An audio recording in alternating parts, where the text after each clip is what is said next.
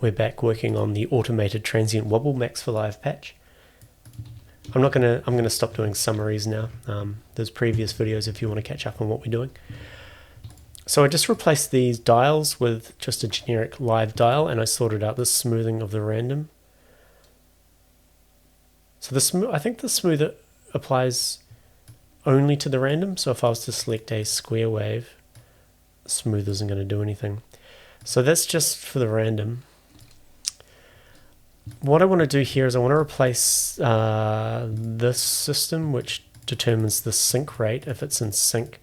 I just want to replace that with a kind of like a radio box style thing. So I can get rid of this stuff. This is just the maths to be able to switch up and down. The reason I had these buttons is because this was made for the DJ Mega set, this particular LFO, and it was handy to have buttons to switch between the rates. But in this case, it's more of a production tool, so I don't think we need that.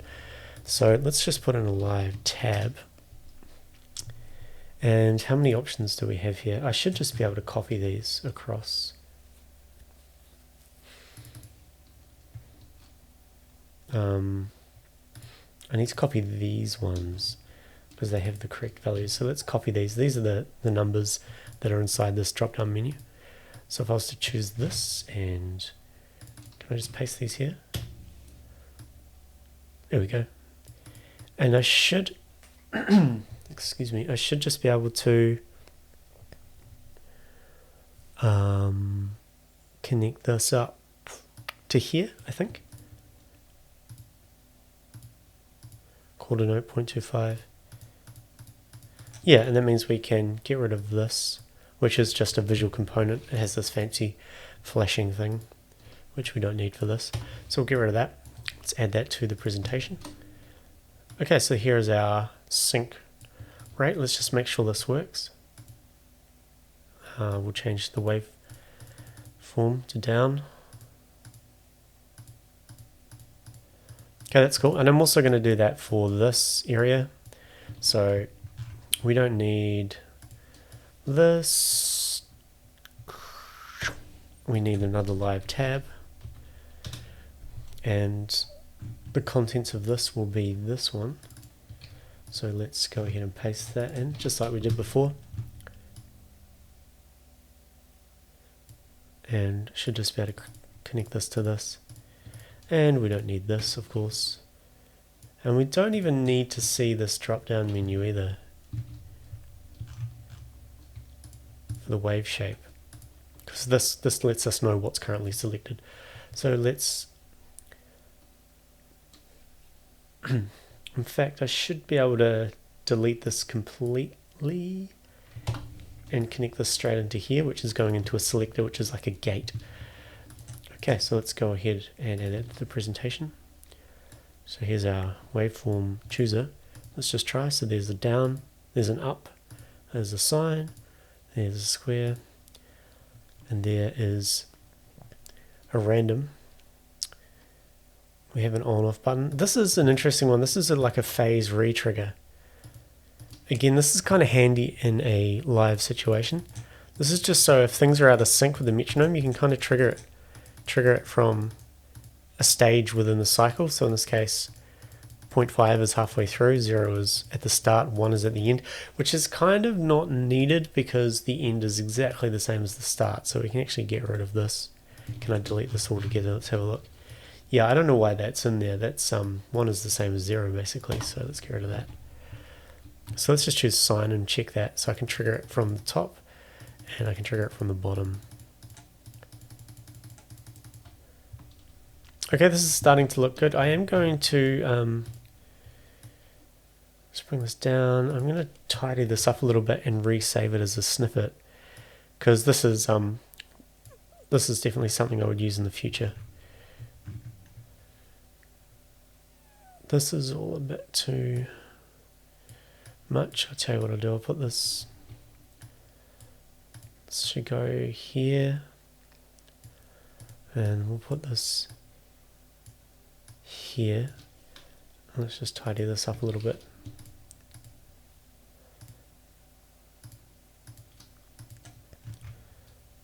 Okay, good. Let's open up my snippets. LFO big. I'm going to remove it. And now I'm going to add this again. So this is real handy for me in the future when I want a quick LFO. So let's save this. LFO big. Oops. LFO big. Okay. So that's all good. Let's move on to something else. So at the moment we have, I'm going to detach this. At the moment we have a line. So if I was to make a copy of this slider, put it on here.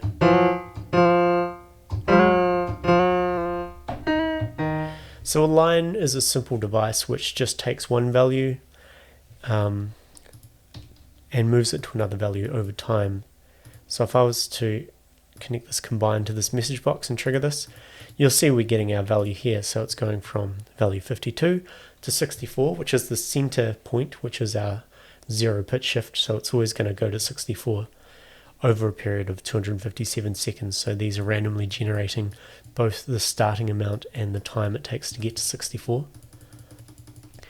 But I want to create something a bit more complex, and I'm going to be using a function. So a function allows us to actually draw our own envelopes. And if we were to connect a line, let's do another one here, line, and let's just go, I forget what the range of this is. Let's have a look. Horizontal grid step, I think it's 100. So if I make a 0 to 100 over a period of 5,000 milliseconds, send that to the line again. So this will go from 0 to 100 over 5,000. If I connect that into here and then feed the output into a message box,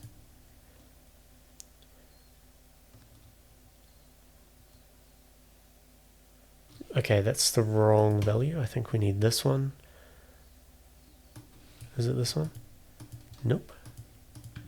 Is it this one? Is it this one? Okay, I'm going to have to open this up and have a quick look.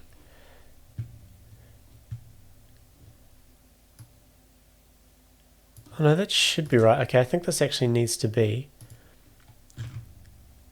1,000.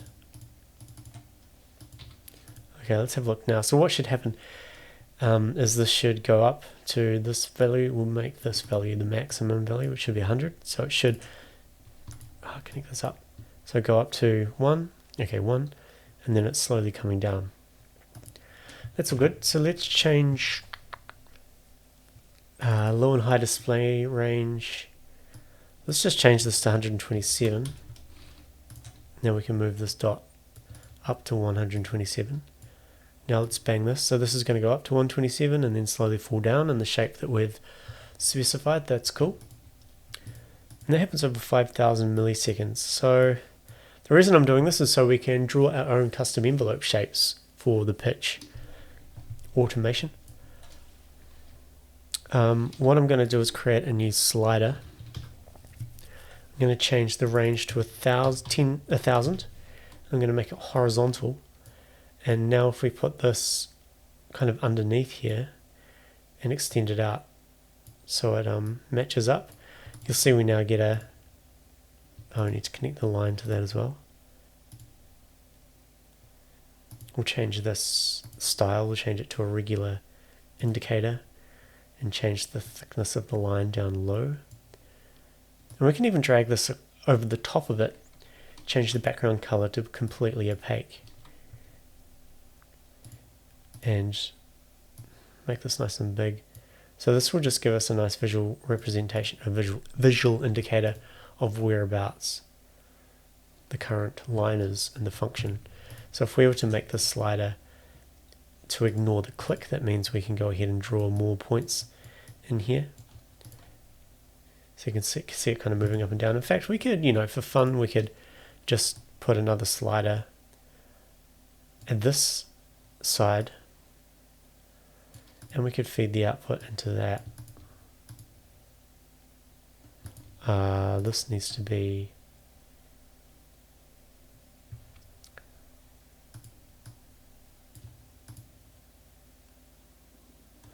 Why did that? Okay, let's put in a slider. Range 128.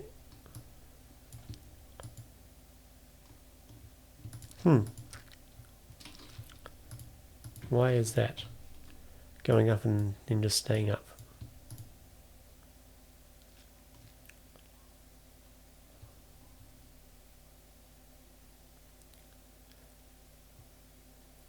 So I'm getting different values coming out here. What if I put a float here? What's going on? Weird. I'm just going to print the output of this device. Ah, okay, I know what I'm doing. I'm taking the value from the slider when in fact I want the value from the function.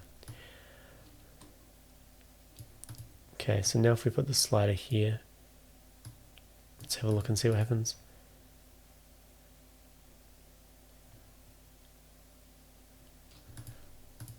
Cool. Okay, so in the next video I'm going to incorporate this into the actual changing of the pitch, and we will also probably combine the two, the LFO and the new function envelope.